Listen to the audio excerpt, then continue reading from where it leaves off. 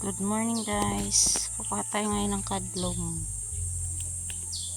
Pag walang shampoo, ito ang gagamitin panligo.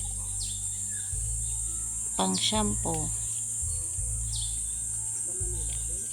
Ayan guys. Ang tawag nito kadlong. Napakabango. Kukuha tayo ng kadlong kasi maliligo ako. Ito gawin kong shampoo.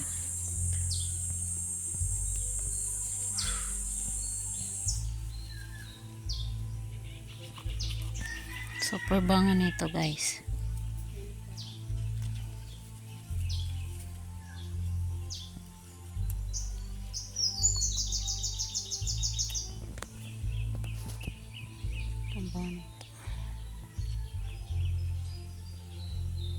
Kadlong.